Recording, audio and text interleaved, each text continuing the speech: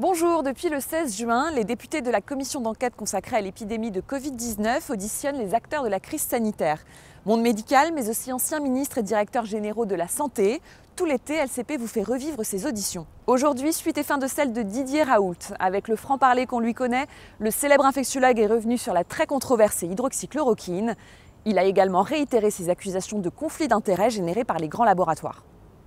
À travers toute votre intervention, vous êtes en train de nous décrire un monde de conflits d'intérêts ou d'intérêts absolument puissants, y compris lorsque vous avez quitté le conseil scientifique et que vous avez abordé le conseil scientifique, vous avez dit que vous n'avez pas assez de temps pour participer à des couillonnades, et dans le même temps, vous nous expliquez que finalement, ces gens-là travaillent entre eux et qu'on n'avait qu'à regarder où étaient les conflits d'intérêts. Ce que dit le journal Marianne, d'ailleurs, par ailleurs, dans un article récent.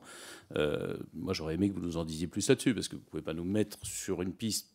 L'objectif, comme l'a dit la présidente, c'est quand même de trouver comment ça ne se reproduit pas. Vous avez donné des pistes sur les centres de référence, etc. Mais, comment dirais-je, il faut quand même qu'on sache un peu où sont les lièvres à soulever pour éviter que ça puisse se reproduire. Et d'ailleurs, si vous nous avez décrit un certain nombre de choses, vous avez peut-être omis de parler de la place du secrétariat général à la Défense nationale pendant la crise et pas dans la préparation de la crise. Et dernier point, j'ai été frappé dans l'article du Parisien, je crois encore, que vous ayez dit qu'il vous paraissait improbable que nous puissions obtenir un vaccin. J'aimerais savoir pourquoi ce virus-là ne pourrait... Enfin, il y a des virus qui n'ont pas de vaccin, mais pourquoi celui-ci qui paraît plus simple quand on lit des choses, qu'on n'est pas médecin et qu'on n'y connaît rien, pourquoi ça vous semble improbable de trouver un vaccin? Merci. Alors, ces deux questions. Je pense, encore une fois, je vous le dis, donc je pense, je ne sais pas si ça fera partie de votre enquête parlementaire, moi je vous recommande de faire une véritable enquête sur Gilead et le Remdesivir. Voilà. Si vous regardez la structure de Gilead, vous comprendrez que c'est quelque chose qui ne fonctionne qu'avec très très peu de produits, très peu de personnel et une influence considérable. Donc l'essentiel de la stratégie est basé sur l'influence. Moi, j'ai été quand même, je vous le rappelle, moi, quand j'ai commencé à parler pour la première fois de la chloroquine, il y a quelqu'un qui m'a menacé à plusieurs reprises, de manière anonyme. J'ai porté plainte et j'ai fini par trouver que c'était celui qui avait reçu le plus d'argent de Gilead depuis 6 ans, quand même. D'accord.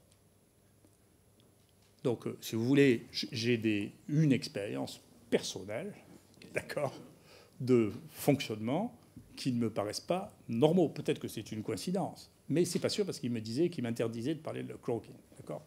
J'ai les mails, j'ai porté plainte officiellement à la police, on sait qui c'est. D'accord. Donc, le niveau de problème, là, est un niveau de problème sur lequel, moi, je vous suggère d'être attentif.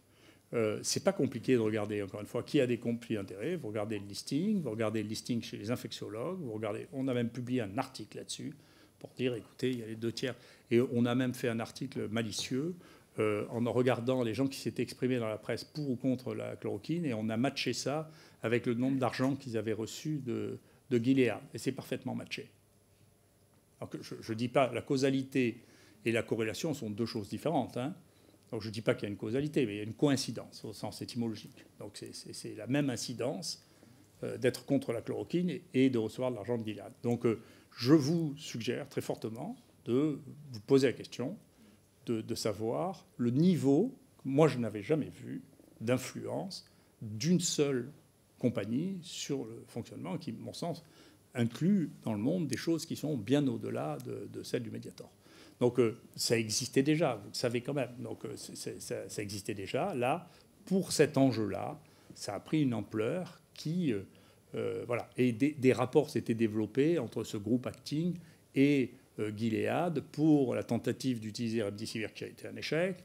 Pour Ebola, ça n'a pas marché, mais ce groupe s'était formé déjà autour de ça. Et donc, il y a des liens multiples. Et pour aller jusqu'au bout des choses, moi, j'ai été surpris de voir que le directeur de Gilead, devant le président de la République et devant le ministre, tutoyait celui qui était en charge des essais thérapeutiques en France pour le Covid-19, quand même. Moi, je n'ai pas l'habitude de me faire tutoyer par le directeur de l'industrie pharmaceutique. S'il le faisait, d'ailleurs, je leur répondrais en leur vous voyant. Je ne le ferais pas. Vous voyez ? Donc... je pense qu'il y a des...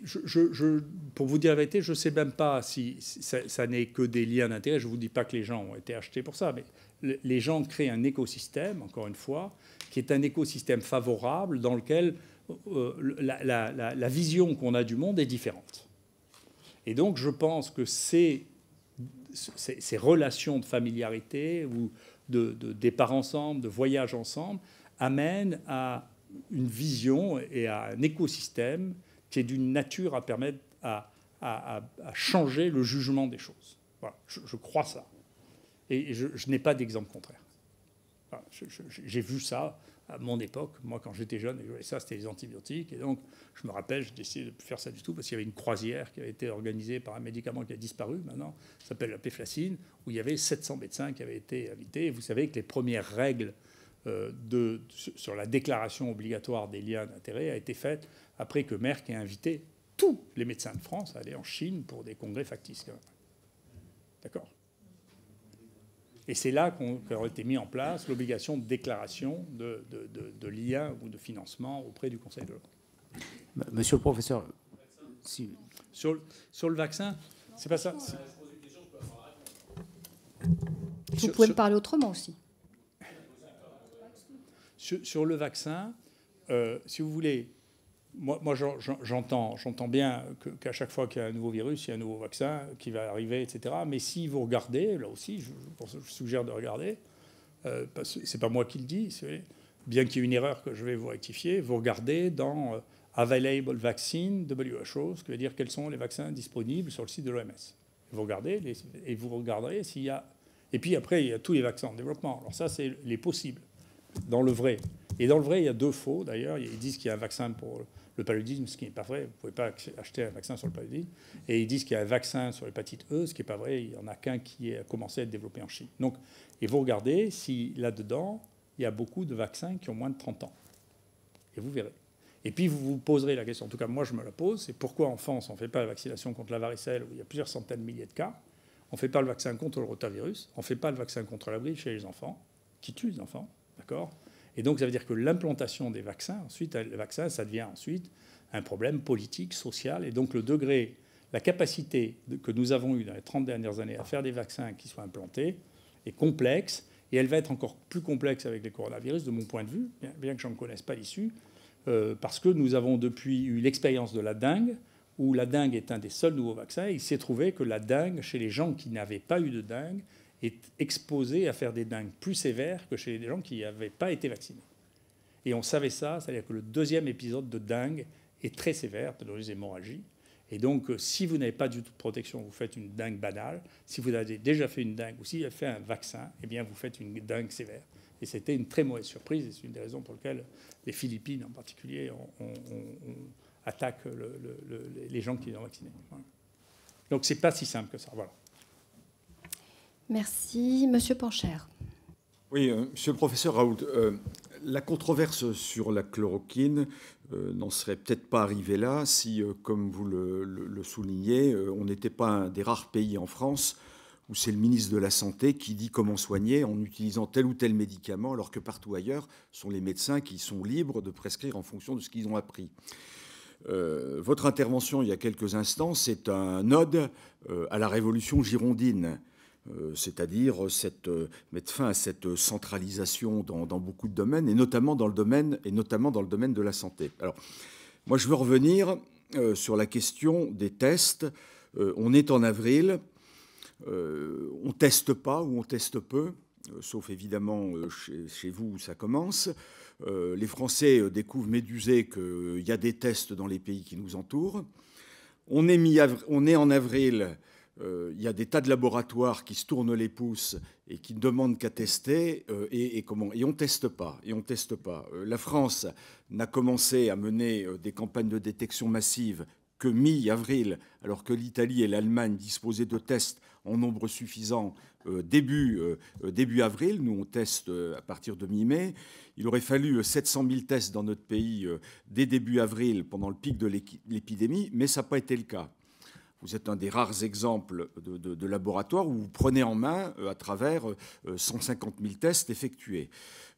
Est-ce qu'il n'en a pas été avec les tests comme avec les masques? Nous n'avions pas suffisamment, mais comme nous n'étions pas organisés pour en acquérir et en distribuer, on a expliqué en plus dès le début de la crise que ça ne servait à rien de tester. Tous nos dispositifs de gestion de tests étaient concentrés, et vous l'avez indiqué, c'est qu'à partir de début avril qu'on se rend enfin compte qu'il faut tester massivement. Les pouvoirs publics incitent alors à effectuer partout des tests où c'est possible. Alors, je voulais revenir sur le professeur Frogel, qui est au CHU de Lille, et qui dit dans l'histoire des tests, tout le monde ment, les directeurs d'hôpitaux, Emmanuel Macron, passant par la Direction générale de la santé et Olivier Véran. Partagez-vous ce sentiment sur l'absence de transparence et la cacophonie? Et est-ce que vous pouvez répondre très précisément à cette simple question? Combien de temps avons-nous perdu à peu près? Et combien de morts on aurait pu éviter? Merci. Encore une fois, moi, à part sur cette chose qui est assez simple, on rapporte 4500 personnes qui ont été hospitalisées à Paris et qu'on voit qu'il y a 20% de moins de morts avec l'hydroxychloroquine, on peut calculer de manière relativement simple, peut-être fausse parce que trop simple, combien il y a de morts. Pour le reste, c'est complexe. Je suis d'accord, Frogel, par exemple, avait écrit que lui, il pouvait faire des milliers de PCR par jour et que sa direction lui a interdit de le faire. Donc, il y avait le fait de... il y a eu un mécanisme qui s'est fait, dont je ne sais pas comment il s'est fait, mais il y a eu un mécanisme qui s'est fait, c'est puisqu'on ne peut pas faire les tests sont inutiles.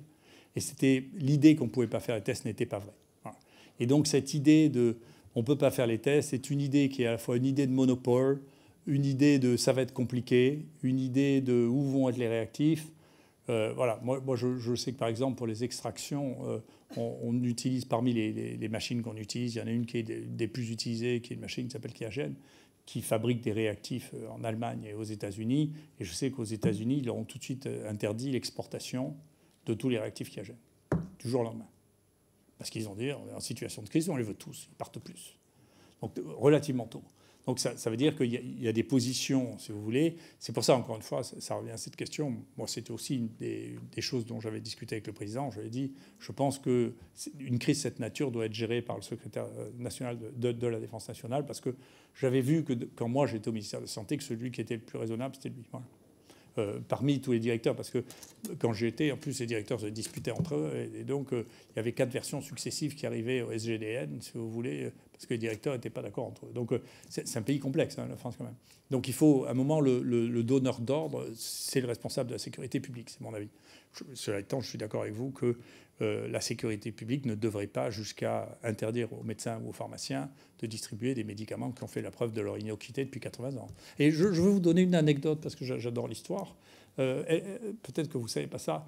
L'histoire de la chloroquine, ça remonte très loin. Hein. Ça vient du Pérou, ça vient du quinquennat. Hein. Et il y a eu un drame similaire sous Louis XIV pour savoir si on pouvait ou ne pouvait pas prendre le quinquennat. Et donc Louis XIV, qui faisait des fièvres récurrentes, a fini par prendre du quinquennat en public. Et donc, à partir du moment où il a pris du quinquennat en public, eh bien, le quinquennat est rentré dans la pharmacopée française et il a fini par de la quinine, et puis la chloroquine, et puis l'hydroxychloroquine, qui sont tous les enfants du quinquennat. Voilà. C'est un médicament des plantes. Hein. Merci. Caroline Fiat. Merci. Monsieur le professeur d'études Recovery affirmerait que l'hydroxychloroquine n'aurait pas d'efficacité avérée contre la Covid-19. De mémoire, vous affirmiez vous-même il y a quelques semaines que l'efficacité n'était pas encore prouvée, mais vous défendiez tout de même la prescription de cette molécule car les premiers résultats de vos recherches s'avéraient concluants et que ses effets secondaires étaient connus. Comment juger cette nouvelle étude aujourd'hui? De nombreux rebondissements que connaissent les déclarations faites au sujet de la chloroquine rendent particulièrement complexe l'attitude à avoir en termes de politique de santé. Et donc, je vais prendre exprès l'exemple de l'essai clinique Discovery qui a été, entre guillemets, je mets bien des guillemets, opposé à votre essai. Et donc, on nous a annoncé qu'il avait échoué par faute, parce que les autres pays européens ne sont pas entrés dans l'essai clinique, mais beaucoup de soignants, dont moi, avons été étonnés qu'il n'ait pas échoué, car selon la voie d'administration et selon la posologie, même une aide-soignante pouvait très vite deviner quel traitement on donnait aux patients. Et on sait très bien que dans un essai clinique, on n'est pas censé savoir ce qu'on donne à nos patients. Donc, ces épisodes successifs montrent à quel point les enjeux de pouvoir sont légion au sein de la recherche et ne servent pas nécessairement l'intérêt général. Pouvez-vous nous indiquer sur quels critères vous vous appuyez pour juger de la crédibilité d'une étude scientifique? Les financements sont-ils déterminants? Les critères sont-ils méthodologiques? La réputation des scientifiques est-elle impliquée? Et une autre question, avec toute l'expérience que vous avez eue lors de la crise sanitaire de la Covid-19, tous les patients que vous avez auscultés ou avez pris en soin, et avec toute l'expérience que vous avez en ce qui concerne les épidémies, est-ce que vous avez pu constater une efficacité provenant d'une autre molécule que la chloroquine, sur un stade en particulier ou sur tous les stades de la maladie? Si oui, quelle molécule et sur quel stade? Je vous remercie. Actuellement, vous savez, il y a une manière d'analyser qui vaut ce qu'elle vaut, hein, mais qui est celle que l'on connaît pour essayer de comparer les études, ça s'appelle les études de méta-analyse. Hein.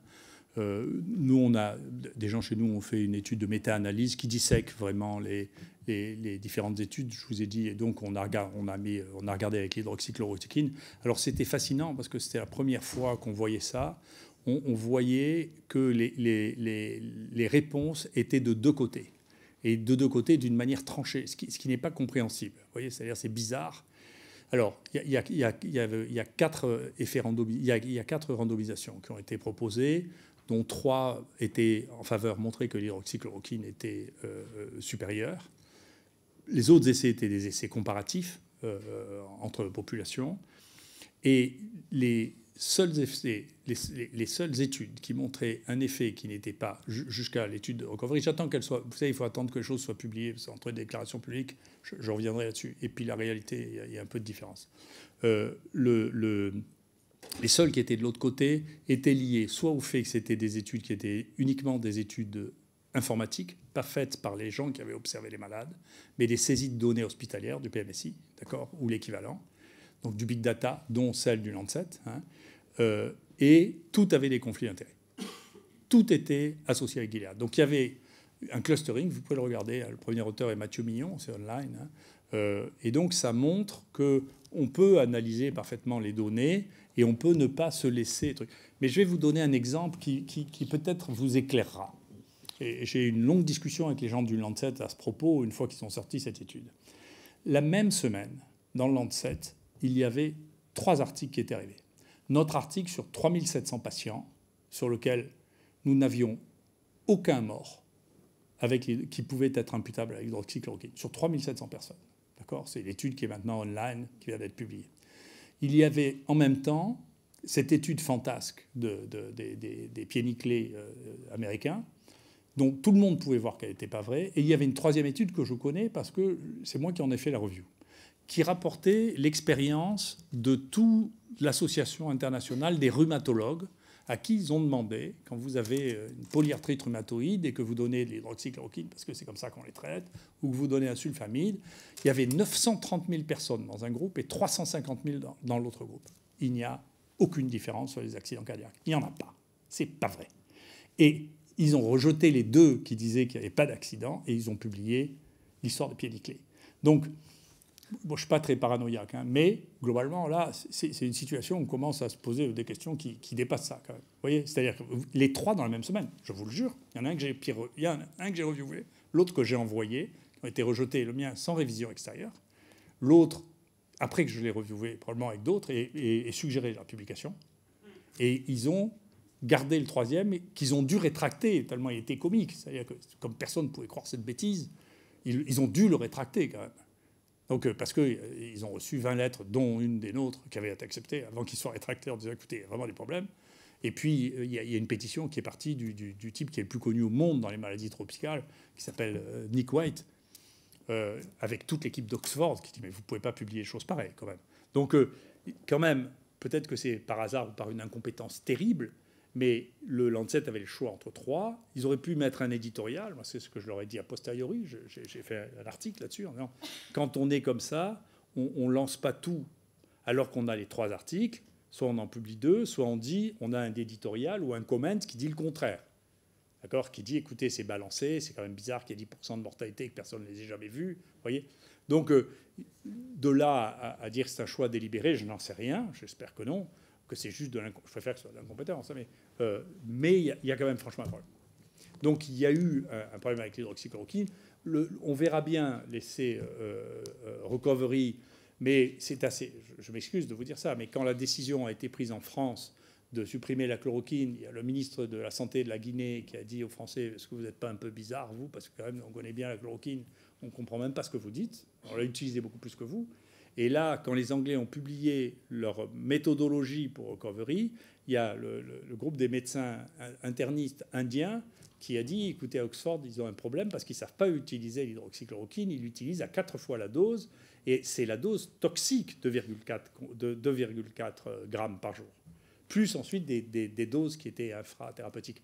Donc, si vous voulez, c'est pareil. Il y a un autre truc dans recovery qui est très inquiétant. C'est que les corticoïdes font partie des soins courants en réanimation pour les pneumonies sévères.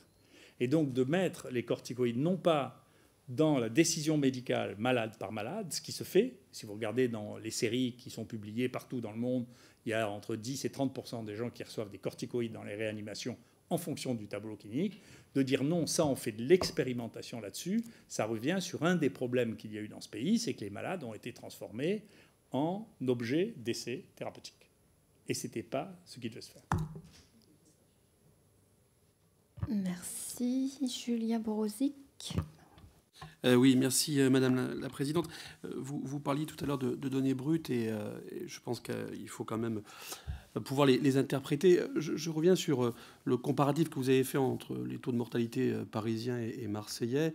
Tout d'abord, vous interrogez sur l'origine de vos chiffres, puisqu'il n'y a pas de publication, à ma connaissance, de chiffres par ville. Pour Paris, on peut le comprendre, mais pour Marseille, on le comprend moins, vu qu'il s'agit des Bouches-du-Rhône. D'autre part, évidemment, sachant qu'on a un taux de mortalité, fort heureusement, que la plupart du temps, les gens s'en sortent bien, fort heureusement, malgré le nombre tragique de morts, évidemment, plus on teste, et plus le taux de mortalité baisse mécaniquement. Et puis, il est vrai que les populations ne sont pas les mêmes entre Paris et Marseille. Il est vrai aussi que les Bouches-du-Rhône et la région PACA étaient moins touchées que la région parisienne. Donc, je voudrais voir votre analyse là-dessus. Deuxième point, je reviens quand même rapidement sur votre départ du conseil scientifique, parce que je voulais aborder le sujet de l'humilité et de la modestie qu'on devrait tous avoir vis-à-vis de cette maladie et de l'humain que nous sommes tous.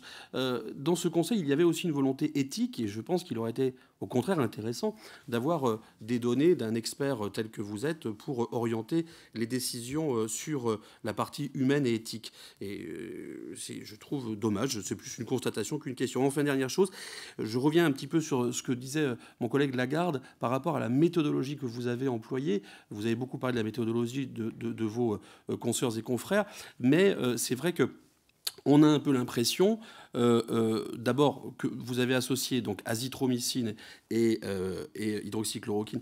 Je peux comprendre le président du Conseil de l'Ordre, sachant qu'on est sur 2 médicaments qui augmentent le QT, donc avec des risques cardiaques majeurs. Et je pense qu'il faut faire attention à ne pas prescrire sous le coup de l'émotion, pour ne pas vous paraphraser. Mais ce que je voudrais comprendre, c'est est-ce que vous ne pensez pas que vous avez finalement été le meilleur ennemi de l'hydroxychloroquine avec ces études qui avaient des biais probablement au niveau du protocole et qui a entraîné manifestement un ressenti péjoratif dès le départ. Merci. Merci. Si vous voulez, pour répondre à votre dernière question, vous savez, je pense que, je m'excuse de vous dire ça, en France, on a l'habitude de se regarder le nombril, et encore plus dans cette ville que partout ailleurs. Vous savez, il y a des enquêtes de ça aussi. Il y a probablement 50% des médecins dans le monde qui utilisent l'hydroxychloroquine et l'azithromycine pour traiter le Covid. Je ne sais pas si vous voyez le nombre que ça fait dans le monde. D'accord ? Et en France aussi. Donc, pensez que le message n'a pas été entendu. Il y a des gens qui ne l'ont pas entendu. Il y a beaucoup de gens qui l'ont entendu et qui n'ont pas eu le droit de le faire, parmi ceux qui l'ont entendu. Donc, je pense qu'il y a des problèmes qui dépassent. Moi, je veux bien que les Anglais disent « kill the messenger », qu'il faut tuer le porteur de la nouvelle. Je suis d'accord. Donc je suis d'accord pour faire le héros, donc le bouc émissaire, si vous voulez. Mais la vraie question n'est pas celle-là. Et encore une fois, moi, j'ai commencé en disant simplement, les Chinois viennent de faire ils sont en train de finir leur épidémie, ils sont en train de dire comment ils ont géré leur épidémie, et donc on va commencer, parce que c'est comme ça qu'il faut faire quand on est humble. Effectivement, et plus on est sachant, plus on est humble. On va commencer par regarder ceux qui ont eu l'épidémie, tout ce qu'ils ont fait. Qu'est-ce qu'ils ont fait ? Ils ont fait des scanners low dose, en particulier aux gens asymptomatiques. Ils ont trouvé des lésions. C'est eux qui ont trouvé les premières fibroses. ils ont fait des greffes de poumons quand même sur les fibroses. Donc il y a beaucoup de choses qui ont été publiées en Chine. C'est les premiers à avoir eu le virus, c'est les premiers à avoir testé des médicaments sur ce virus. Les deux premiers, c'était la chloroquine et le remdesivir. C'est les premiers à avoir traité les malades. Ils ont fait une communication officielle là-dessus. Ils ont fait des recommandations qui n'ont rien à voir avec les autres, avec les nôtres, et je suis d'accord avec eux. Ils ont dit, écoutez, traitez vos malades, mais leur donnez pas plus de 3 antiviraux à la fois. Parce qu'après 3, on ne sait pas ce que ça fait.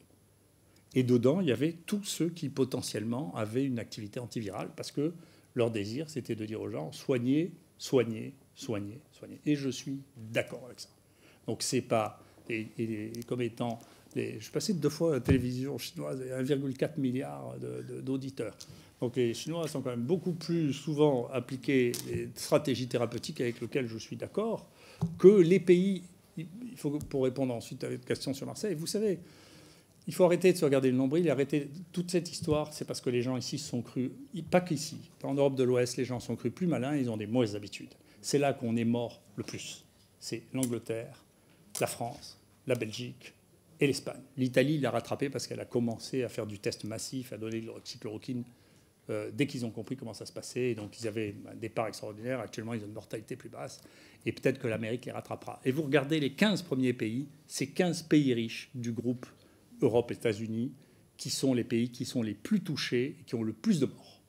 D'accord ? C'est une vraie question. Donc c'est, est-ce qu'on sait encore traiter les maladies infectieuses aiguës sans que ça devienne ou un marché, ou un conflit politique, ou que ça rentre dans la guerre civile américaine ?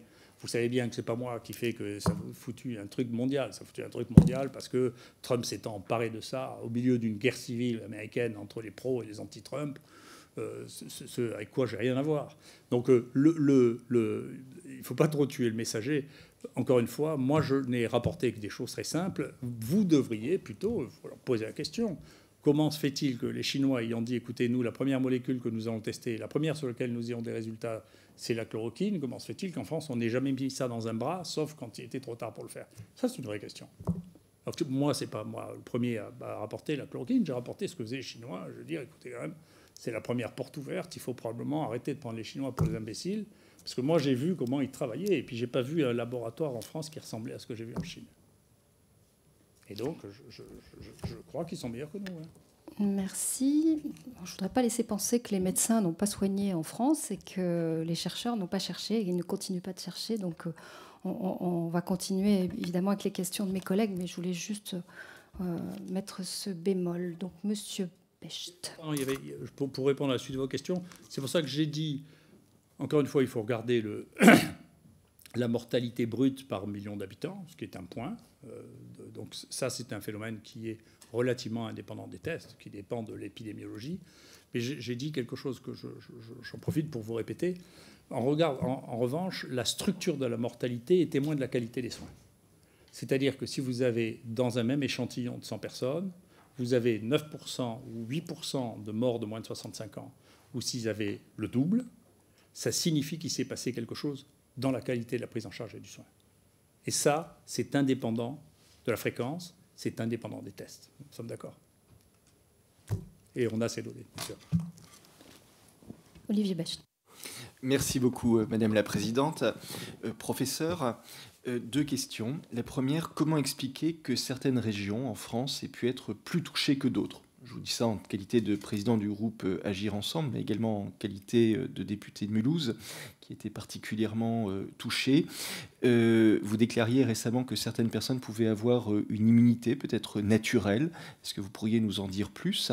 Et le professeur Delfraissy disait ici la semaine dernière que l'on pouvait aussi avoir des super contaminateurs, c'est-à-dire des personnes qui avaient une charge virale très forte et dont, le cas échéant, les gouttelettes pouvaient rester en aérosol dans l'air et contaminer un nombre beaucoup plus important de personnes. Est-ce que vous pouvez nous éclairer sur ce premier point?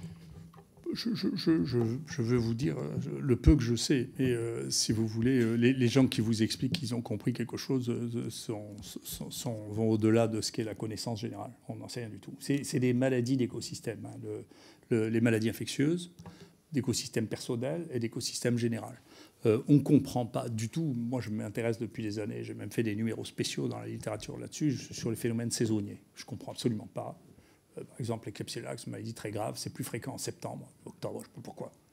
Je ne sais toujours pas pourquoi. Pourquoi est-ce que nous, la grippe, c'est que influenza, ça vient, je crois, hein, de influenza di freddo, c'est l'influence du froid, ça avait été décrit, je crois que c'est Fracastor qui avait décrit ça, parce que ça survenait pendant l'hiver. D'accord ? Et donc, pour nous, la grippe a toujours été une infection d'hiver. C'est pour ça qu'on appelle ça influenza. Mais on pensait ça jusqu'à encore relativement peu de temps, parce qu'on a étudié ça dans les pays tempérés. Dans les pays tempérés, il y a un hiver. Mais vous savez, je travaille beaucoup en Afrique. Et il y a des grippes en Afrique toute l'année. Et il y en a plus pendant la saison des pluies. Personne ne peut expliquer ça. On n'en sait rien. Il y en a toute l'année. D'accord ? Et il y a des choses extrêmement étranges. On travaille beaucoup avec les migrants qui vont en Arabie Saoudite. Ouais. On a même eu un contrat avec l'Arabie Saoudite pour essayer de comprendre les échanges de microbes qui se font. Parce que, je ne sais pas si vous avez vu comment ça se passe, le pèlerinage de la Mecque, mais alors il y a une densité humaine. Ce n'est pas ce qui s'est passé à Mulhouse. Hein. C'est un truc... 3 millions qui tournent ensemble, c'est un truc qui est impressionnant. Hein. Eh bien, on teste tous les gens on a fait une grosse étude sur 2000 personnes avec eux pour savoir d'où venaient les microbes. Et nous, on teste depuis 10 ans, c'est Philippe Gautret qui fait ça chez moi, qui teste tous les gens qui partent et tous les gens qui reviennent. Donc, ils sont volontaires, on leur fait un prélèvement des couillons pharyngés. Ils se font eux-mêmes un auto-prélèvement des couillons rectales. Avant, après, on regarde ce avec quoi ils reviennent, on regarde ce qui se passe. Et on a des gens qui reviennent avec la grippe parce qu'ils rencontrent... la fête de l'Aïd a été, ces dernières années, plutôt l'été. Et donc, ils reviennent, ils rencontrent là-bas des gens qui sont dans une période saisonnière où il y a de la grippe. Ils reviennent avec la grippe, mais il n'y a pas de cas secondaires. Dans l'été, la grippe, il n'y a pas de cas secondaires. D'accord ? Parce que les conditions écologiques ne sont pas favorables au fait qu'il y ait des cas secondaires. Donc, on a une théorie pour essayer d'expliquer, mais c'est extrêmement complexe. Donc, c'est pour ça que vous expliquez ce que va être la répartition d'une épidémie. Tout ce qu'on sait, c'est que les épidémies dans l'histoire de l'humanité, ça a toujours commencé, ça s'est arrêté à un moment. Donc, c'est même les pires qu'on connaît. On a l'impression que maintenant, que c'était tout le temps, mais ce n'était pas tout le temps. Il y avait des vagues épidémiques, la variole, il y avait des vagues épidémiques, on ne sait pas pourquoi. Après, tout le monde peut avoir une explication en disant c'est le niveau de l'immunité générale, etc. Mais en réalité, on n'en sait rien. Donc, c'est une vraie question. Et donc, ça explique pourquoi, d'abord, il y a des phénomènes. Le SARS, par exemple, pour vous donner un exemple, parce que c'est quand même pas un virus qui est très loin. Toutes les études qui avaient été faites sur le SARS avaient été faites, énormément d'études ont été faites à Hong Kong sur 2 hôtels dans lesquels il y a des trucs. Et là, c'est là qu'on a dit, tiens, il y a un super contaminateur, c'est un type qui avait attrapé ça, qui a vomi au milieu du couloir, et puis tous les gens qui étaient à la tâche ont attrapé ça. Donc il a contaminé, on a estimé 100 personnes. Alors que le ratio de contamination moyen était 2 ou 3. Donc c'est de là qu'est née l'idée du super contaminateur. Et donc, on ne sait toujours pas ce qui s'est passé, d'ailleurs. Sauf que les vomissements sont beaucoup plus contaminants que les autres mécanismes, parce que le volume de bien sûr, est beaucoup plus grand, il y en a beaucoup plus. Mais 10 ans après le SARS, ça a été rapporté dans un très bon journal, l'étude de la distribution de ça par des techniques sérologiques spécifiques du SARS. Et on s'est rendu compte qu'il y avait des gens qui avaient été infectés jusqu'à 100 mètres de l'hôtel, sans qu'on l'ait jamais vu et sans qu'on comprenne comment c'est possible. D'accord ? Donc, si vous voulez, notre degré, c'est une des raisons pour lesquelles moi j'étais un tel partisan de observer, tester, observer, tester, observer. On n'a pas été déçus, on a trouvé tout ce qu'on voulait, plein de choses. Hein. Parce que, si vous voulez, quand vous êtes face à une maladie inconnue, toute opinion est fausse. Voilà. Et donc, il faut commencer par observer, collecter les données. Et même une fois qu'on a collecté le maximum de données, il y a un certain nombre de choses qui... Et tant mieux, parce que, comme vous dites, les chercheurs continuent à chercher. Et donc, il faut laisser du travail pour ceux qui viendront après. Mais je peux vous dire que pour l'épidémiologie des maladies infectieuses, du travail, il va en rester. Il y a une immense partie de ça. Je vais vous dire, vous savez d'où ça vient vous avez une idée d'où ça vient il faut se laver les mains pour les infections respiratoires? Vous savez comment c'est né? Je peux vous dire. Il y a à peu près 20 ans, j'ai découvert ça, j'ai reviewé pour le Lancet un papier de gens qui avaient fait une étude au Pakistan en faisant par bloc au Pakistan des gens à qui ils donnaient des savons. On a refait la même étude au Sénégal, on a retrouvé la même chose. Des blocs de gens à qui ils donnaient des savons pour se laver tous les jours, et puis ils vérifiaient que les gens se lavaient les mains tous les jours et prenaient un bain une fois par semaine. Se laver une fois par semaine. Et ils cherchaient pour ça quelque chose qui était très logique, qui était les gastro-entérites, parce qu'on sait que les gastro-entérites, on connaissait beaucoup de maladies qu'on appelle manuportées, qu'on appelle le périfécal, et donc c'était ça qu'on cherchait. Et comme contrôle, ils ont pris les pneumonies. Et ils ont eu une énorme surprise. Les pneumonies diminuaient autant que les gastro-entérites. Et c'est la première fois qu'on a vu qu'on évitait les pneumonies en se lavant les mains.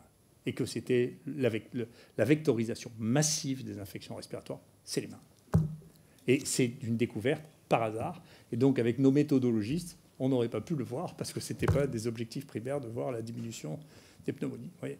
Et la plupart des grandes découvertes se font par hasard, en réalité. Ce n'est pas des choses qu'on a prévues. Sinon, on les aurait testées avant. Merci. Alors, Martine Vonner. Merci, Madame la Présidente. Professeur, alors, vous nous avez dit que vous étiez en contact régulièrement avec les plus hautes instances de ce pays, mais avez-vous eu l'impression d'être entendu ou d'être compris? Pourquoi? État d'urgence le 23 mars. Suite à cet état d'urgence, 2 décrets, 25 et 26 mars, qui ne réservent l'hydroxychloroquine qu'à des stades tardifs, hospitaliers, avec toute une graduation d'état clinique grave. Or, ce n'est pas du tout votre protocole, puisque dès qu'il y a un patient testé positif, vous mettez en place la bithérapie, tel que vous allez nous le réexpliquer. Mais peut-être qu'un autre messager était plus entendu, parce que dès la réunion du 5 mars de pré-conseil scientifique, les laboratoires sont présents et le chef de service de Bichat, Yazdan Pana, qui n'a que le mot remdesivir à la bouche, est présent également. Alors peut-être était-il un messager qui était plus écouté que vous. Qu'en pensez-vous? Pardon, je vais vous demander de finir toutes vos questions parce qu'on a encore beaucoup de demandes après, donc c'est pas possible. On avait dit au départ, c'est parce que en route ça a bougé, mais dans vos 2 minutes, voilà. D'accord, c'est pour faciliter les réponses du professeur. Autre question concernant votre étude, la dernière dont vous avez publié l'abstract. Avez-vous une idée de quand elle va sortir? Parce que peut-être que ça nous éclairerait définitivement sur le protocole à suivre et peut-être repermettre en France, si vous étiez entendu, aux médecins de première ligne, aux médecins traitants, cette possibilité d'utiliser ou pas cette molécule selon les résultats dont vous allez nous parler, et donc cette liberté de prescription en France qui, quelque part, a été interdite. Et dans la région où je suis élue, comme M. Becht, la problématique était que des patients ont sursaturé les établissements, et je pense qu'on aurait pu éviter en effet ce transfert en hospitalisation. Là encore, si les médecins de première ligne avaient eu le droit de dépister, d'isoler, de confiner peut-être, mais surtout de traiter, ce qui a manqué complètement dans la stratégie, il me semble. Merci. Professeur. Alors, 2 choses. L'arrêté du premier arrêté du ministre, ça a été plus subtil que ça. Pour répondre au truc, il mettait notamment. Donc, c'était notamment aux formes les plus graves, mais c'était notamment. Donc, ce qui fait que je l'ai appelé et il m'a dit, il a marqué notamment, donc ça veut dire que notamment. Donc c'est une subtilité qui permettait, pour ceux qui ne lisaient pas, qui ne faisaient pas l'exégèse du texte, de dire que les formes qui n'étaient pas graves ne pouvaient pas être testées. Donc j'ai continué à les traiter en accord avec l'arrêté. La deuxième chose, je suis d'accord. Je pense que l'environnement. D'abord, moi, quand j'ai commencé à discuter avec le ministère, on m'a tout de suite dit celui qui va gérer les essais, celui qui va faire le truc, c'est Yazdan, dès le début. Et dès le début, il m'a parlé que du remdesivir, dès le début. Avant même que la sensibilité du remdesivir au virus soit testée. Donc, moi, je dis, mais sur le SARS, en particulier, il y a un antibiotique par voie injectable qui s'appelle le Targocide, qui marche bien, qui avait été testé, pour lequel il y a un brevet. Donc, il y a des solutions alternatives. Il n'y avait pas que ça. Donc, ça, c'est un point. Je suis très sceptique sur la qualité de l'environnement pour les médicaments et pour les choix thérapeutiques du ministre. Je pense que son environnement n'est, comme je vous l'ai dit, l'ancien directeur de la NSM et l'ancien président de l'HAS ont exprimé publiquement leur désaccord avec leurs successeurs, et je suis d'accord avec les prédécesseurs. Donc je pense que, et je crois que c'est très important, si je peux l'exprimer comme ça, à ma manière, vous me pardonnerez. Vous savez, ces ministres, effectivement, ont des problèmes, c'est qu'ils ne restent pas très longtemps, mais théoriquement, ils ont une garde prétorienne, si vous voulez, de directeurs de très très grande qualité.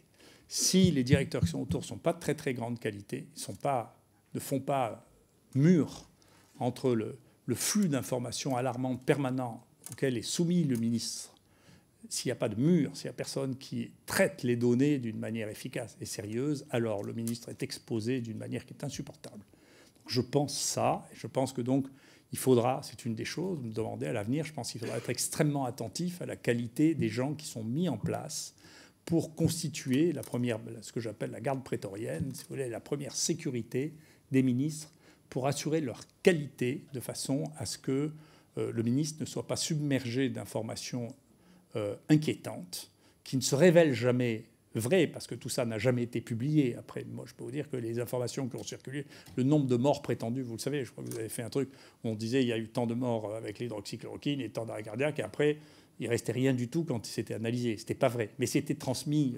directement et sans décoffrage au ministre de la Santé, qui était affolé par ce flux d'informations affolées. Donc il faut faire attention que la garde prétorienne ait des nerfs et de la connaissance, parce que sinon on affole les gens en place et après ils prennent des décisions liées au niveau d'information qu'ils ont. Et quand, même si je crois que le ministre écoute ce que je dis, après, c'est pas la seule information qu'il ait. C'est pas moi qui suis en permanence à le conseiller et à lui donner des conseils. Donc, si les conseils de proximité sont faits par des gens qui n'ont pas les nerfs ou qui n'ont pas la compétence, c'est un véritable problème. Monsieur le professeur, vous portez un constat sévère et grave, puisque vous décrivez un peu un ministre sous influence, avec des directeurs. Quel directeur vous ciblez aujourd'hui sur cette faiblesse ? Clairement, pour les médicaments, c'est le directeur de la NSM et puis le président de la Haute Autorité de Santé. Clairement, c'est eux qui ont pris ces décisions. C'est vrai que le conseiller de maladies infectieuses, et là aussi, il y a des conflits d'intérêts extrêmement sérieux dans la Haute Autorité de Santé, que vous pouvez regarder sur Internet aussi. Hein, c'est pas compliqué tout ça. Donc il y a là des réflexions à avoir, encore une fois, de fond sur... Je ne dis pas que le ministre est sous influence. Un ministre ne peut pas ne pas être sous influence. Il a un cabinet qu'il n'a pas choisi, il a des directeurs qu'il n'a pas choisis, il arrive au milieu d'une crise. Donc si les gens qui représentent la force institutionnelle n'ont pas la capacité de le protéger, et au contraire lui font croire que pour le protéger, il faut qu'il interdise des choses qui vont tuer les gens, bien entendu, on arrive à des situations qui finissent par être paradoxales, où on finit par être seul au monde quand même à penser ça. Donc, à prendre des mesures aussi radicales, quand même. Hein. Donc, je pense que ça doit amener sûrement une réflexion. Je pense que vous devriez vous la mener, c'est bien. Moi, je dis, on devrait voir, mais attendez, il faut organiser. Pourquoi est-ce que les prédécesseurs ont un point de vue radicalement différent de ceux qui leur ont juste succédé et pourquoi ils l'expriment en public? Et puis, c'est pas... Je m'excuse, c'est Dominique Baranaki, c'est pas un zozo. Hein. C'est robuste. Hein. C'est une robustesse que tout le monde connaît. Hein. Merci. Monsieur Sonneforger. Merci, Madame la Présidente. Monsieur le professeur Raoult, déjà, je souhaite vous dire toute mon admiration, et elle était l'admiration de beaucoup de Français pour votre transparence, pour votre travail acharné. Vous êtes un faiseur, et c'est vrai, un sachant et un faiseur, et c'est assez rare en France aujourd'hui pour être souligné. Déjà, de manière préliminaire, je souhaitais juste savoir, parce que vous venez de quand même porter des accusations sur la NSM, sur la HS. Est-ce que vous parlez de la Haute Autorité de Santé ou du Haut Conseil de la Santé publique? Je continue la question, si je comprends, Madame la Présidente. Je souhaiterais aussi aller dans votre champ sur les dangers de consolidation des fabricants, tant dans la pharmacie que dans les matériaux in vitro, puisque vous avez parlé des ruptures des réactifs d'extraction de Qiagen, mais on a eu le même problème de blocage avec Thermo Fisher, et en fait, en creusant, on se rend compte que Qiagen et Thermo Fisher sont la même société, avec le même propriétaire. Donc c'est vrai dans la pharma comme c'est vrai dans le reste des dispositifs médicaux. Moi, ce qui me pose souci, vous avez parlé des lazarets, et finalement, en fait, avec le confinement, on a fait des lazarets improvisés alors que personne ne revenait de Terre Sainte et que personne n'était lépreux. Et finalement, vous nous parlez de séquelles aujourd'hui. Donc c'est-à-dire qu'on a dit aux gens, restez chez vous. Et il semble que même chez les gens qui survivent, un ARDS sévère, un syndrome respiratoire sévère, il y a des séquelles neurologiques, j'entends, et pulmonaires. Donc moi, je souhaiterais avoir votre avis sur cette attitude finalement de confiner à la hâte, et puis d'avoir peut-être négligé des effets à long terme de la pathologie sur cette base, et peut-être pourquoi. Moi, je comprends votre logique de tester massivement avec votre traitement simple et peu coûteux, c'est-à-dire de diminuer aussi le portage viral et donc la contagiosité. Alors, est-ce qu'une alternative idéale eût été donc de tester massivement et d'accompagner cette démarche par ce traitement simple et peu coûteux, parce que finalement, il y avait tout ce qu'il fallait pour notamment des pays pauvres. Alors, on n'est pas dans un pays pauvre, avec des signes cliniques qui permettaient de diagnostiquer la maladie avec une grande sensibilité, une grande spécificité, comme l'anosmie et la gueusie, et à la fois des traitements existants et simples, et des démarches finalement dont tout un chacun aurait pu se saisir. Et pourquoi avoir manqué cela dans nos pays développés? Merci. Encore une fois, il est possible. J'ai cru comprendre que vous étiez d'origine coréenne. En Corée, c'est pareil. Les recommandations ont été donner quelque chose aux patients, dont l'hydroxychloroquine. Donc il n'y a pas que les pays pauvres. Il y a les pays d'Extrême-Orient. L'Europe est isolée. L'Europe et les États-Unis sont isolés dans cette stratégie qui a été une stratégie de ne pas traiter, de ne pas traiter même. Et donc, la vraie question que vous posez, qui a été probablement la raison pour laquelle, ou au moins une des raisons pour lesquelles a été levée d'une manière absolument insensée la toxicité de l'hydroxychloroquine et de l'azithromycine, était que le bon sens voulait que, écoutez, on ne sait pas jusqu'à quel point ça marche, mais il faut faire quelque chose pour les malades. C'est ce qu'on a l'habitude de faire tous, quand même. On n'a pas commencé à faire de la médecine depuis un siècle. Ça fait très longtemps que la médecine, on donne quelque chose aux malades. Voilà, on soigne les malades. Et d'ailleurs, c'était une des choses, si on avait fait ça, c'est pas seulement le médicament, c'est tout le soin qui est autour. Très tôt, on s'est rendu compte qu'il fallait donner des anticoagulants au début parce qu'il y avait des embolies. Nous, le seul mort jeune que l'on a eu, qui avait 59 ans, il est mort parce qu'il a fait une embolie pulmonaire et qu'on ne l'avait pas anticoagulé parce qu'on ne savait pas à l'époque qu'il fallait anticoaguler les gens. Donc, au fur et à mesure, on apprenait. Bien entendu, si on fait des tests de saturation à l'oxygène, ça coûte 20 € de savoir d'avoir un testeur pour voir la saturation à l'oxygène. Si on fait la saturation à l'oxygène et qu'on voit que les gens ont une saturation qui est en dessous de 95 ou en dessous, bien on les prend à l'hôpital, on les oxygène, ou on les oxygène à la maison. On fait quelque chose. On n'attend pas qu'ils soient en détresse respiratoire parce qu'ils ne le sentiront pas avant la détresse respiratoire. Donc il y a, je crois, beaucoup... Et même, si vous voulez, quand on renvoie les gens qui sont positifs et qui savent qu'ils sont positifs, d'abord, tous ceux qui sont négatifs sont contents. Et puis, ceux qui sont positifs ont une manière de se comporter dans leur propre famille qui n'est pas de même nature que ceux qui ne sont pas positifs. Et ils reviennent se faire tester jusqu'au moment où ils sont négatifs. Et donc, ils s'isolent dans leur chambre, ils s'enferment, ils savent qu'ils représentent un risque pour leur famille. C'est pas la même nature que de dire, écoutez, on ne sait pas qui c'est qui est positif et qui n'est pas, surtout quand vous pensez, si les gens n'ont pas de fièvre, qui ne toussent pas, ce qui était le cas de la majorité des cas quand même. Comment est-ce qu'ils savent qu'ils sont contagieux pour leur famille? Ils ne le savent pas. Donc si vous leur dites vous êtes contagieux, vous pouvez penser qu'ils vont avoir un comportement de nature différente pour protéger leur famille. Et donc vous allez diminuer le risque de contagion, même s'ils sont confinés. Donc je pense, encore une fois, mais je pense que tout le monde le croit maintenant, que la clé, c'est la détection. Et ça, alors là, en revanche, il y a des études, si vous voulez, qui montrent que le nombre de cas, l'extension de la maladie et la mortalité est liée au nombre de cas testés. Ça, on a ça. Voilà. Le maximum étant l'Islande, qui a un taux de mortalité le plus bas et qui a fait le plus de tests par habitant. Donc ça, on sait que c'est une vraie clé. Ensuite, la clé de est-ce que dans une situation comme celle-là, il vaut mieux donner des médicaments ou ne rien donner.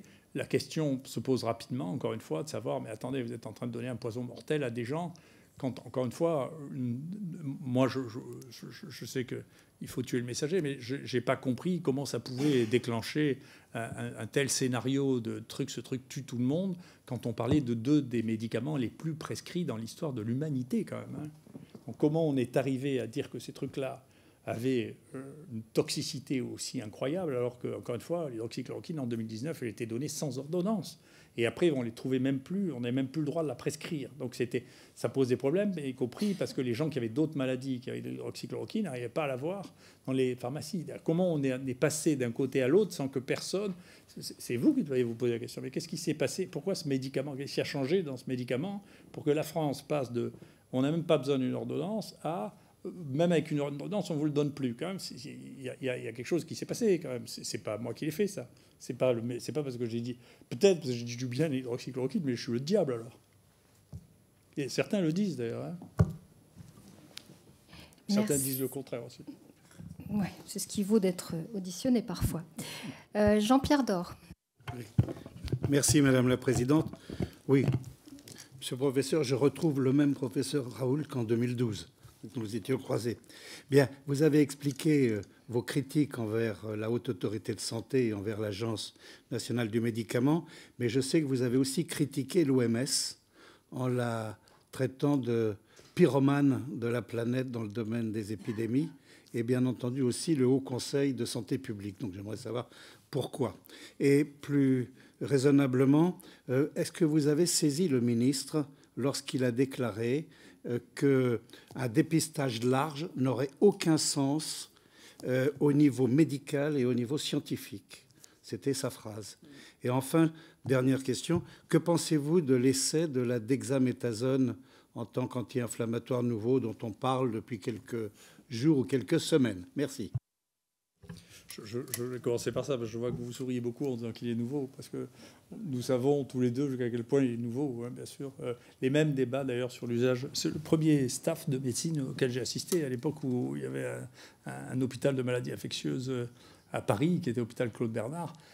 J'étais allé un samedi assister au staff et le débat était déjà est-ce qu'il faut donner dans ces cas-là la cortisone ou pas la cortisone. Donc c'est un débat qui est très ancien, qui est très compliqué parce que probablement il y a des indications spécifiques qui sont à choisir par le médecin individuellement. On ne peut pas faire tous les essais qui ont été faits avec la dexaméthasone ou avec les autres cortisones amènent. Et là, si vous regardez bien le peu qui est en train de sortir, c'est qu'il ne faut pas donner de cortisone à des gens qui n'ont pas de couverture pour leur maladie infectieuse. Et donc, quand ils l'ont fait, ça s'est aggravé. Donc, c'est-à-dire la première phase que je vous décrivais, qui est purement virale, en réalité, la cortisone aggrave parce que vous baissez les défenses immunitaires là où vous en avez besoin. Là où les défenses immunitaires deviennent folles, il est vraisemblable que ça rend un service. Ça n'a pas été vraiment quantifié. Et dans les SDRA, c'est au coup à coup. Par exemple, les gens qui ont plus de 75 ans, on ne leur donne pas de cortisone parce que ça peut faire pire que le truc. Tout ça, c'est de la médecine. Et la cortisone, c'est quand même un vieux médicament qui a été très utilisé. Je ne veux pas faire, encore une fois, l'exégèse des textes ministériels parce que je crois que dans la pression et avec les informations de sources multiples dont j'assume ma part de responsabilité, hein, c'est difficile d'avoir une ligne continue quand le vent souffle dans tous les sens. C'est le marin qui parle. Pour l'OMS, si vous voulez, je pense il est possible que nous ayons eu en Europe de l'Ouest des réactions. Je pense que nous sommes, en Europe de l'Ouest, nous sommes devenus des sociétés très fragiles, très réactives aux crises, y compris quand ces crises ne sont pas réelles. Et que si j'ai toujours tenté d'être rassurant, parce que je crois que la peur est très mauvaise conseillère. Je pense qu'il faut agir dans le calme, sans peur, et que donc de soulever la peur ou de dramatiser. Et donc, chaque fois que j'ai parlé des choses, j'ai tenté de prendre l'hypothèse la plus basse, parce que je pense que c'est mieux. Je pense que c'est, quitte à assumer, qu'on me dise, écoutez, c'est plus grave que ce que vous disiez, je l'assume entièrement. Mais si vous regardez le moment où, effectivement, le feu a été mis à la planète, c'est au moment de l'épidémie de Wuhan, et puis de Hubei, et puis un peu plus en Chine. En tout, ça fait à peu près 6 000 morts, tout ça.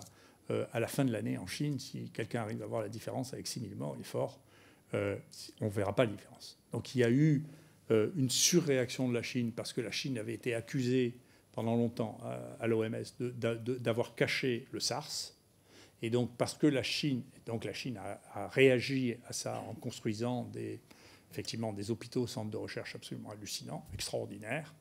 Et là, à mon sens, elle a eu une communication excessive du fait de cet premier épisode de SARS pour lequel elle était accusée de dissimuler les faits, si vous voulez, en lançant une alerte qui, tout bien analysé a posteriori, est totalement disproportionnée par rapport à la population. Vous savez, Hubei, c'est la population de la France, et le nombre de morts en Chine, c'est le nombre de morts dans l'île de France. C'est ça, la réalité. Donc, si vous voulez, l'alerte initiale est une alerte qui est entièrement disproportionnée. Vous croyez aux chiffres chinois ? Moi, si vous voulez, je ne vois pas de raison de ne pas croire aux chiffres chinois. Je ne vois pas, si vous voulez, pourquoi les Chinois mentiraient plus dans quelque chose dont, au contraire, ils ont dit que c'était... Ils ont plutôt eu tendance, de mon point de vue, à amplifier le phénomène pour dire, regardez comme on est sérieux, regardez quand on... Puis d'ailleurs, tout le monde a tourné tout sur la Chine. D'ailleurs, là aussi, je ne veux pas faire de malice parce que je pense que ce n'est pas vrai, mais enfin, je pense que le plus grand bénéficiaire de la crise au monde, c'est la Chine, hein, quand même. Parce qu'on a tout acheté là-bas. Parce que nous, comme on ne sait pas faire la manufacture, on a tout acheté en Chine, quand même. Merci. David Habib.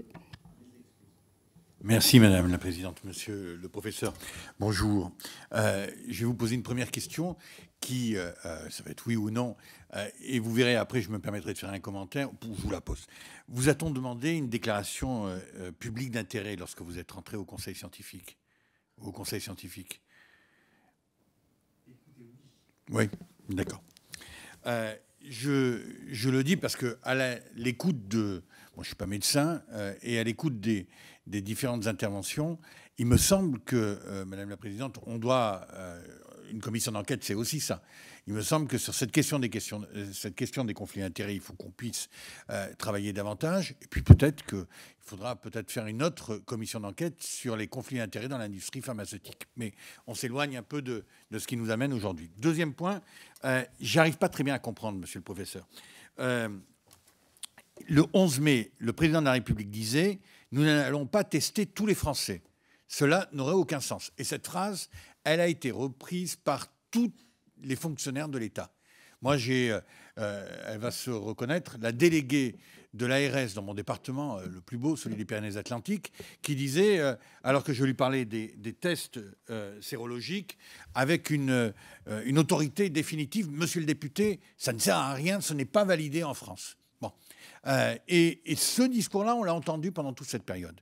Et pourtant, le même Emmanuel Macron, qui disait « ça ne sert à rien de tester », vous a reconnu que vous aviez raison sur la question des tests. Alors moi, je n'arrive pas à comprendre ça, il l'a dit le 28 mai. Qu'est-ce qui a fait qu'entre le 11 mai et le 28 mai, le président de la République ait pu changer d'avis sur votre analyse et sur la question des tests? Si je vous dis ça, et je vais conclure, Madame la Présidente, c'est qu'au-delà du 30 000 morts, il y a un sentiment général d'un fiasco en termes de communication terrible dans ce dossier. Et qu'il nous faudra, et le rapporteur est là pour ça, il nous faudra nous appesantir aussi sur les allers-retours des pouvoirs publics sur la question des masques, sur la question des tests, sur la question des respirateurs, parce que nous avons perdu du temps en changeant d'avis si souvent. Merci. Si c'est une question, je vais vous répondre. En tout cas, j'ai un commentaire. Je fais un commentaire aussi. Nous vivons l'écosystème, si vous me permettez, dans lequel vous vivez, vous, est le même écosystème que l'écosystème des médias, en grande partie, au moins pour les gens qui sont aux affaires. Et ça amène une vitesse de réactivité qui, à mon avis, est un problème. Et donc, je vois, moi, encore une fois, je ne regarde pas la télévision, je n'écoute pas la radio, je lis rarement les journaux. Donc, je ne suis pas perturbé. C'est pour ça que les gens me demandent si je suis perturbé quand on dit des horreurs. Moi, je m'en fous, parce que je ne les ai pas entendues. Et en plus, j'ai interdit à tous les gens autour de moi de m'en parler. Donc, la vie est simple. Donc, on peut vomir tant qu'on veut sur moi, je le dis.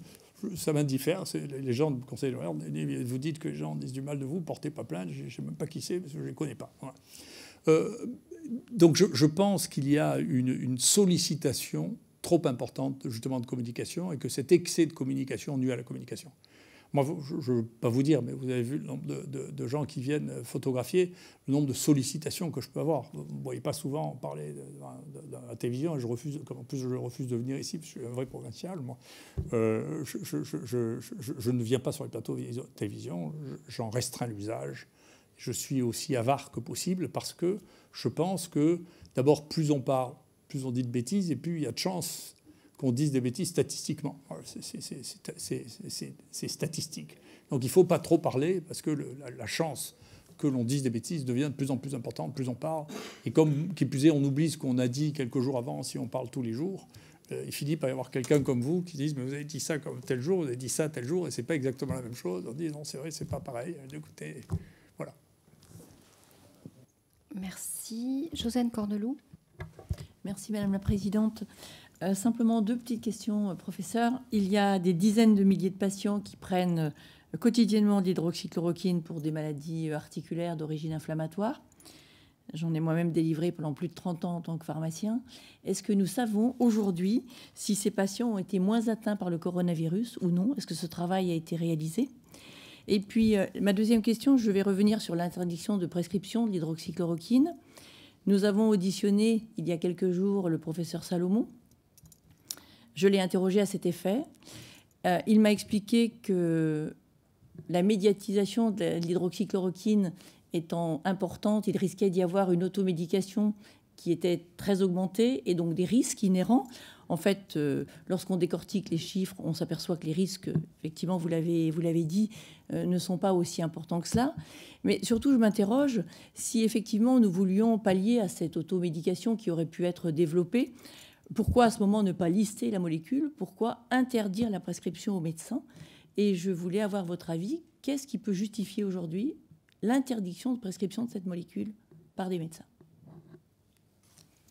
Non, comme vous le dites, c'est une molécule banale. Moi, personnellement, je vous ai donné mon avis. Je ne comprends pas que l'on puisse interdire une molécule qui a été, encore une fois, l'année dernière a été prescrite. Je crois qu'il y a eu 36 millions de comprimés qui ont été distribués en France et brutalement sans ordonnance. Et du jour au lendemain, on décide qu'on ne peut même plus le délivrer sur ordonnance. Je ne le comprends pas, je ne l'approuve pas, je l'ai dit. Je ne change pas d'avis. Voilà. Donc, je vous le dis à vous, je me suis gardé de... Vous savez, alors ça, bien sûr, et je m'en suis ouvert. Là, j'ai le devoir de vous répondre, donc je vous réponds. Mais je n'ai jamais recommandé ce traitement parce que je n'ai pas le droit de recommander un traitement qui est hors AMM. Je ne peux pas le recommander. Je peux dire ce que je fais, donc, mais je ne peux pas le recommander. Et je ne l'ai jamais recommandé. Si vous écoutez bien ce que je dis ce que je fais, je ne le recommande pas. C'est peut-être une nuance, mais c'est une nuance qui a son importance, qui est bien entendu, je pense que j'ai le devoir d'informer les gens. Et donc, oui, j'informe les gens. Ce que j'informe, après, je m'excuse, mais j'informe les gens quand on a un papier qui est en train d'être publié et qui devient public. Hein. Donc, je n'ai pas de raison de ne pas informer de travaux que nous avons faits et qui sont publics. J'ai pas annoncé qu'effectivement l'anti-L6 était en train de bouleverser la thérapeutique à Paris.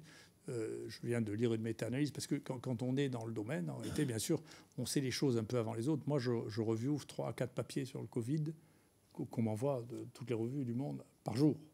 Donc, si vous voulez, tout ce qui se passe, je sais relativement précocement. Et j'ai revu encore très récemment une méta-analyse dont on parlait sur l'anticorps monoclonal que M. Hirsch a annoncé comme étant un miracle thérapeutique, sur lequel il montrait qu'il n'y a aucune différence actuellement de tous les essais qui ont été faits dans le monde. Hein. Donc il faut faire attention quand on annonce les choses, qu'on les annonce au moment où le papier est accepté ou déposé quelque part. Vous savez qu'on peut déposer les papiers maintenant.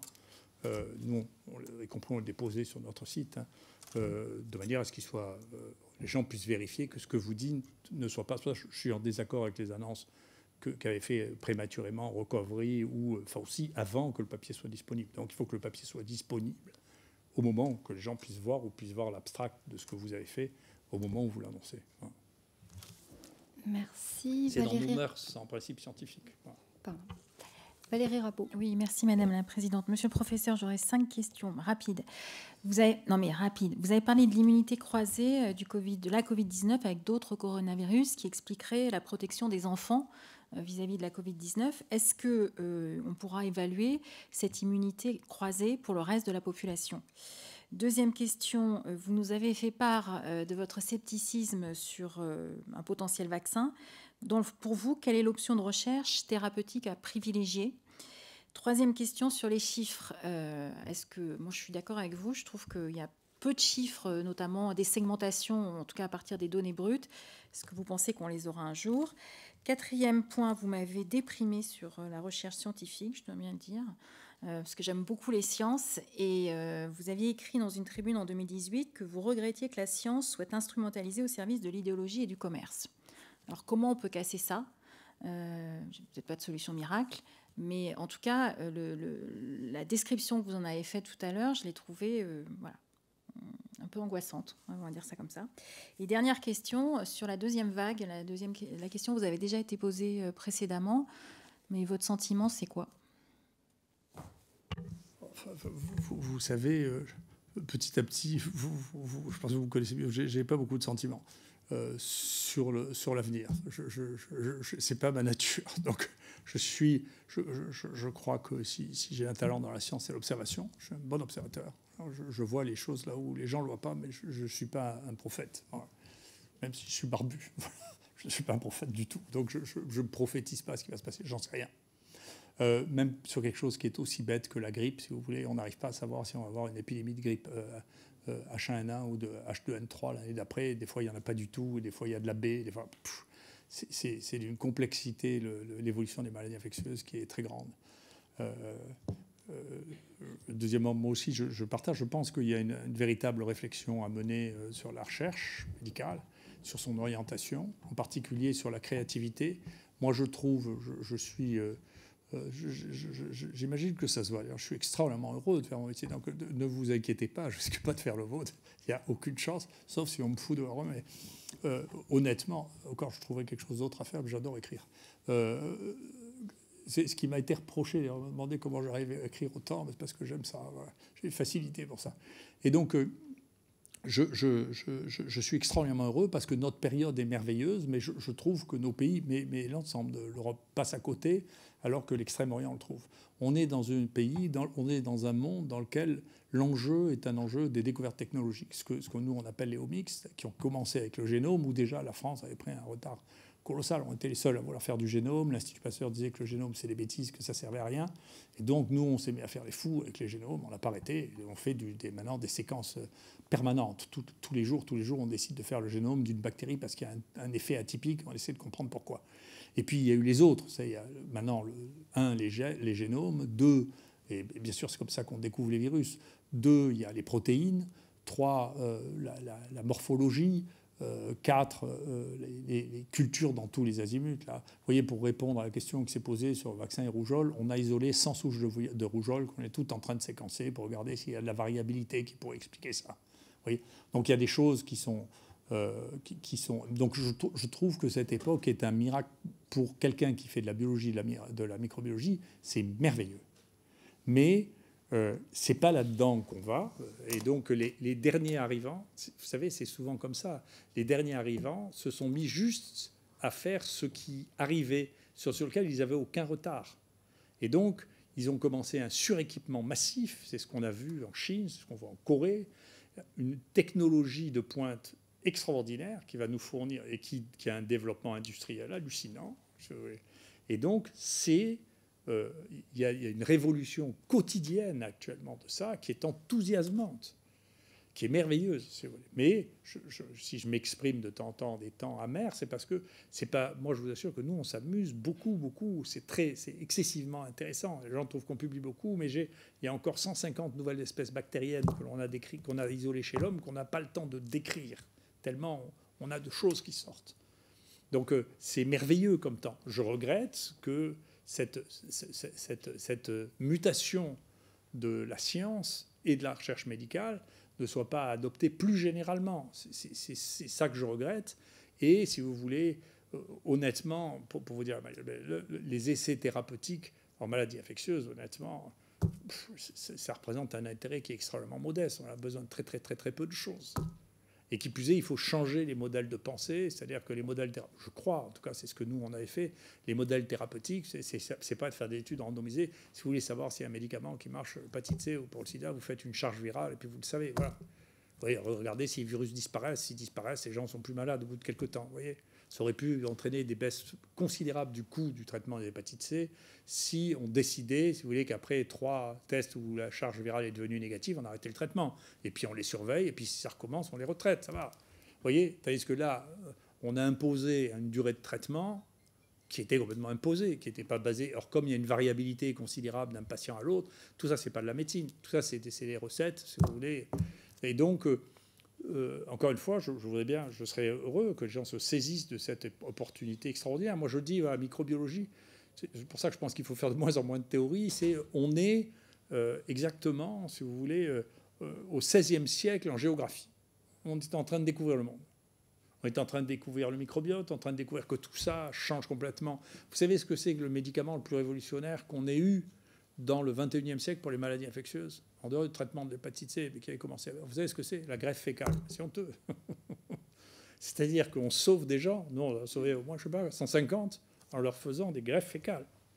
Donc vous voyez que l'innovation, ou c'est trouver l'innovation, comment on va remplacer cette innovation, c'est quand même c'est une espèce de miracle quand même la gaffe fécale. Alors ça irrite tout le monde parce qu'il y a des gens qui voudraient le commercialiser. Et puis vous vous rendez compte, c'est un truc qui ne peut pas rapporter d'argent, on ne peut pas le contrôler. Comment on va faire avec ça? Oui, donc c'est un sujet terrible ça. Et pourtant ça c'est la maladie émergente qu'on a eue la plus violente depuis 20 ans en France. Hein. Ça tue 2500 personnes par an en France, ça. Déclarées. Hein. Je ne sais pas si ça représente la moitié de celles qui sont réelles. Donc il y a des choses merveilleuses à faire, extraordinaires. Ça, le microbiote, c'est extraordinaire. On ne sait pas, on découvre un monde, on ne sait pas ce que ça va donner. Est-ce que c'est ça qui fait, vous voyez, les changements d'écosystème? Est-ce qu'ils sont médiés par les microbes? Vous voyez, est-ce que l'effet du froid est plutôt sur les microbes des muqueuses nasales qui les rendrait plus, qui nous rendrait plus vulnérables? Vous voyez. Donc, on est dans un monde de découverte qui est génial, qui est extraordinaire. Donc, c'est ça que je regrette, c'est que la course, c'est pas nous qui la faisons en tête. Ne croyez pas, nous, oui, on l'a fait encore. Nous, on est compétitifs avec les Chinois, hein, mais au prix d'un équipement massif, d'une stratégie d'usage des outils actuels, là, ce qui est en train de sortir maintenant, tout le temps. Vous voyez, c'est ce que je disais tout à l'heure. Il est sorti un appareil à PCR qui fait les PCR en 20 minutes. Il vient de Corée, on nous envoie tout pour tester. Oui, qui vient de Corée, qui est grand comme ça, et vous faites le test, mettez le prélèvement de sang ou de ce que vous voulez, et 20 minutes après, vous avez le résultat, alors qu'actuellement, il nous faut 2h40. Ce sera un truc de cabinet. Donc, vous aurez besoin de réfléchir sur les docteurs tests. Est-ce qu'on pourra faire ça au cabinet? Vous voyez, ça va changer complètement la prise en charge, le temps. Vous voyez, donc, comment tout ça va s'harmoniser avec la loi actuelle, la place des biologistes, tout ça.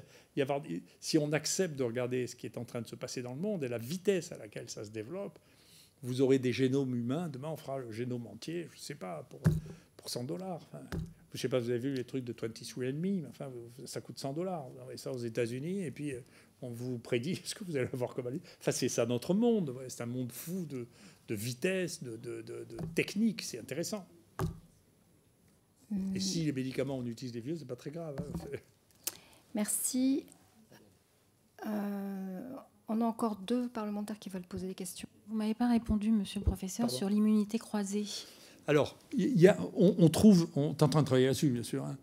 Quand on parle de quelque chose, bien sûr, on essaie de ne pas se laisser dépasser. Il y a une immunité croisée, en particulier avec le virus. Nous, enfin, pour l'instant, on n'a pas de modèles expérimentaux, mais on a pris des gens qui avaient fait des infections par des virus corona. On a beaucoup, on a plus de 2000 cas. Et chez qui on avait par hasard un sérum pour regarder s'ils avaient des anticorps contre. Alors, avec ce que l'on voit, ce qui est significatif, c'est celui qui est le plus près, qui s'appelle HKU, a plus souvent des anticorps contre le Covid que tous les autres. Ça, on a ça pour l'instant. C'est ce qu'on a. Mais, à notre surprise, ou pour des raisons que je comprends mal, en tout cas qui n'est pas l'hypothèse que j'avais au départ, on n'a pas plus, si on fait de la sérologie en général, on n'a pas plus d'anticorps chez les enfants qu'on en a chez les sujets âgés, avec une technique ultra-sensible, hein, de Western blot. Donc, il y a des réactions croisées. Maintenant, est-ce que l'immunité des enfants est n'est pas détectée? C'est bien possible, puisque le premier papier qui a été publié montrait l'immunité. Il trouvait entre 40 et 70%, ce qui est beaucoup plus que nous, mais il regardait l'immunité cellulaire des lymphocytes mémoire. Donc, ceux qui ont le plus de mémoire dans notre corps, c'est les lymphocytes mémoire. Et eux, on peut trouver une mémoire chez eux qu'on ne trouve pas en regardant simplement les anticorps, même avec des tests très, très subtils. Et donc, c'est possible, mais il faudra arriver à ça. Or, dans les virus, en particulier HKU, il est d'une difficulté effroyable à cultiver. Et donc, c'est pas facile de produire des choses avec ça. Donc, on travaille avec une équipe d'immunologistes qui sont des stars parisiennes, hein, qui sont les meilleurs au monde, de mon point de vue, hein, qui sont Laurent Zitvogel et Guido Kremer, pour essayer de regarder ce qui se passe dans les lymphocytes mémoire et de voir si les anticorps qu'on voit sont des anticorps croisés. Enfin, l'immunité qu'on voit, c'est pas les anticorps, est croisée entre les autres corona et ceux-là. Voilà. Olivier Servat. Merci Madame la Présidente. Monsieur le professeur Raoult, la France est la France parce qu'elle est archipélagique, parce que le soleil ne se couche jamais sur les 3 océans, grâce à ces territoires ultramarins sur les 3 océans. Il se trouve que le virus nous a touchés en Outre-mer de façon variée. Très peu pour beaucoup de territoires.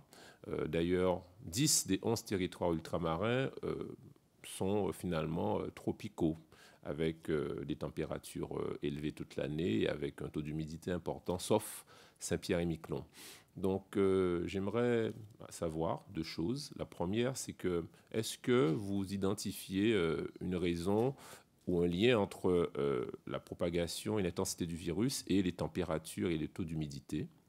Et deuxième question, nous avons deux territoires aujourd'hui qui sont plus sévèrement touchés que d'autres, c'est Mayotte et la Guyane. Est-ce que vous avez des explications à ce taux de contamination plus élevé qu'ailleurs? Non, la Guyane, non, mais l'épidémie, c'est juste Cayenne. Non. Ou c'est toute la Guyane? C'est toute la Guyane, et y compris du côté de la frontière ouest avec le Brésil. Non, honnêtement, je ne sais pas. Pour une maladie qui a été beaucoup plus étudiée comme la grippe, hein, on arrive mal à comprendre quels sont les facteurs dans la zone, parce qu'il y a eu beaucoup moins de travaux dans la zone intertropicale humide. Hein. Il y a eu beaucoup moins de travaux que ce qu'il y a eu dans la zone tempérée. Et donc, déjà dans la zone tempérée, on ne comprend pas réellement la saisonnalité. Je ne sais pas le rôle que joue dans la grippe. Ce que je peux dire, c'est que c'est vrai que c'est dans la saison des pluies qu'il y en a le plus. Voilà. C'est pendant l'été tropical qu'il y a le plus de cas de grippe. Mais il y en a toute l'année, à la différence de ce qui se passe dans les pays tempérés. Donc, ce qui va se passer, c'est une vraie question. C'est très important. Nous, on travaille avec beaucoup de pays du Sud. C'est une question qui va se poser. C'est comment ça va se passer là dans les mois qui viennent. Est-ce qu'il va y avoir un continuum? Est-ce que ça va continuer? Parce que, bien entendu, si c'est le cas, ça veut dire que ça peut être une source de réinfestation dans un an et redéclencher un épisode épidémique. Donc c'est une vraie question très importante, hein, de surveiller ce qui se passe ailleurs. Hein. Bien sûr, on l'a vu, les virus voyagent beaucoup. C'est une vraie question. Je ne sais pas y répondre parce qu'encore une fois, je ne sais pas, les conditions qui déterminent qu'une maladie est épidémique à un instant donné et dans un endroit donné ne sont pas connues en général. Vous voyez bien que même en France, on n'arrive pas à savoir pourquoi il n'y en a pas dans l'Ouest. Il y en a eu tellement dans l'Est, même si on retrouve un événement déclenchant. Et donc, réellement, je suis ignorant, mais je crois que tout le monde l'est. Hein.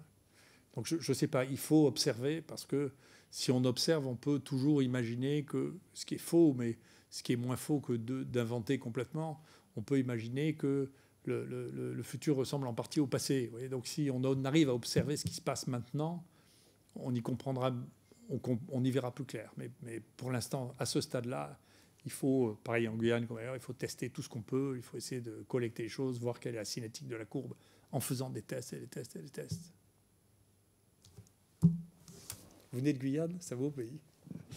C'est un beau pays, mais je viens de la Guadeloupe, qui est un très beau pays aussi. C'est un très beau pays aussi. Philippe Berta.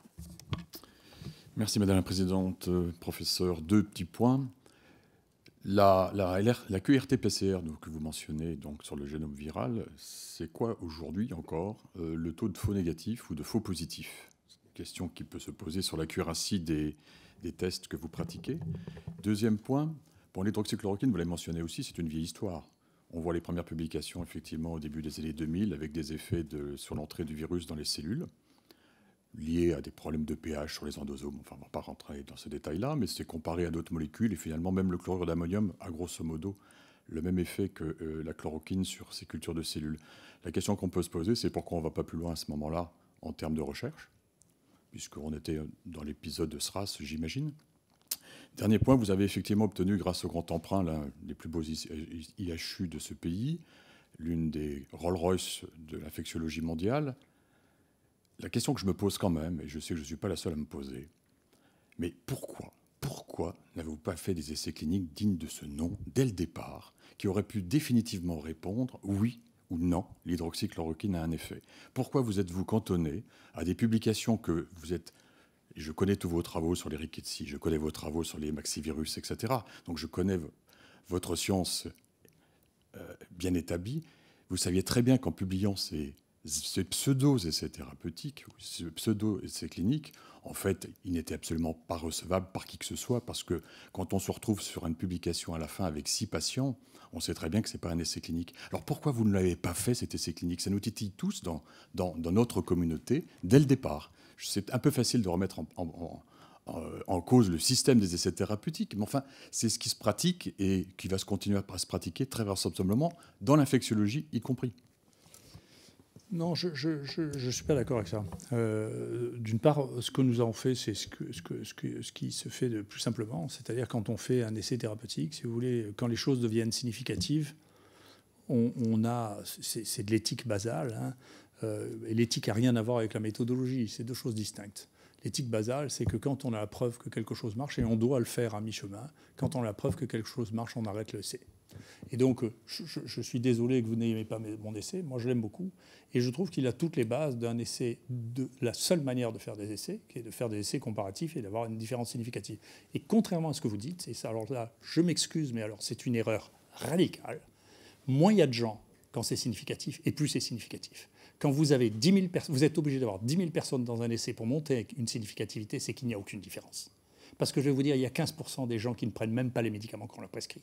Donc quand vous cherchez des différences de 1%, vous n'êtes plus dans la médecine, vous êtes dans du fantasme méthodologique.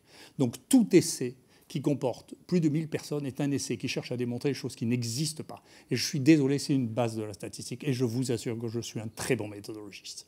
Donc c'est du fantasme qu'on répète à tour de bras, qui est véhiculé par des gens qui sont des méthodologistes qui ne comprennent rien à la science. La méthodologie n'est pas de la science, c'est un outil de la science, ça n'a rien à voir. Donc il ne faut pas me dire que mes essais ne sont pas, parce que vous avez dit avant, et c'est vrai, je suis un grand scientifique, je sais ce qu'est un essai, et je peux vous dire, il y a une dizaine des traitements que j'ai inventés qui sont dans tous les livres de référence médicaux. Et celui-là, il sera aussi, je vous le dis. Voilà, nous verrons. Mais je peux vous dire, et il faut arrêter, il faut les regarder, les livres médicaux, il faut regarder en maladies infectieuses combien il y a d'essais, combien il y a de thérapeutiques qui sont utilisés actuellement, qui ont été basés sur des essais randomisés, et vous verrez, il n'y en a pas beaucoup, et le peu qu'il y a était, en particulier pour le sida, totalement inutile, parce qu'il suffisait de faire des charges virales. Donc c'est pas vrai, c'est de l'intox, c'est pas vrai, ça disparaîtra, comme c'est apparu il y a une vingtaine d'années, c'est de l'intox. Je vous suggère d'ailleurs, plutôt que vous n'avez qu'à le lire, parce que c'est intelligent, sur la version de Wikipédia en anglais, vous avez qu'à lire, vous verrez qu'il y a la moitié qui dit voilà, il faut faire des essais randomisés, l'autre moitié qui dit voilà pourquoi il ne faut pas en faire. Et vous verrez que je ne suis pas isolé dans ce monde et que globalement, tous les gens qui ont critiqué ça, je le redis d'ailleurs, et il faut le lire et il faut écouter ce que je dis, tous les gens qui ont critiqué ça n'ont publié que des essais comparatifs non randomisés. Il n'y a pas un essai français randomisé comparatif. Il n'y a pas même un essai français qui ait le degré d'isolement des stratégies thérapeutiques comme le nôtre. Zéro. C'est que des gens qui, dans les hôpitaux, ont traité un peu comme ils voulaient. À la fin, on dit, regardez comment on compare. Donc, il ne faut pas mettre les choses à l'envers. J'étais avant un grand scientifique et je suis resté un grand scientifique après avoir publié ça. Bien. S'il n'y a plus d'autres questions, je vais vous remercier infiniment, professeur Raoult, pour la clarté de vos réponses et puis la longueur de cette audition. Hein, mais un grand merci. Monsieur le rapporteur. Oui, je m'associe, Madame la Présidente, à vos remerciements. Je crois que cette audition a été très dense, très riche, avec beaucoup d'éléments. Nous avons mesuré, je crois, à la fois vos convictions, mais on n'est pas dans un sujet de conviction, vos compétences, surtout votre expérience. Je relève aussi avec gravité, c'est naturellement pour notre commission un sujet qui va déboucher sur des suites et sur des auditions, au moins dans un premier temps, que vous avez porté des accusations extrêmement graves sur des instances qui sont aujourd'hui installées et qui ont ouvert la question des conflits d'intérêts. Nous serons amenés naturellement, et je le serai, à explorer cette voie que vous nous avez indiquée, que nous connaissions naturellement, mais vous l'avez fait devant cette commission, et naturellement, elle doit nous conduire à en tirer toutes les conséquences. En tout cas, merci pour les éléments que vous nous avez apportés, pour l'éclairage qui a été le vôtre, et aussi, et je veux le dire également, pour l'action sanitaire que vous avez conduite pour notre pays. Je vous remercie.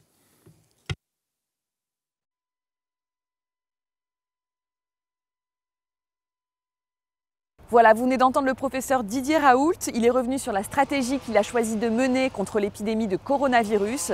Cette audition, comme toutes celles de la commission d'enquête, est à retrouver sur notre site lcp.fr.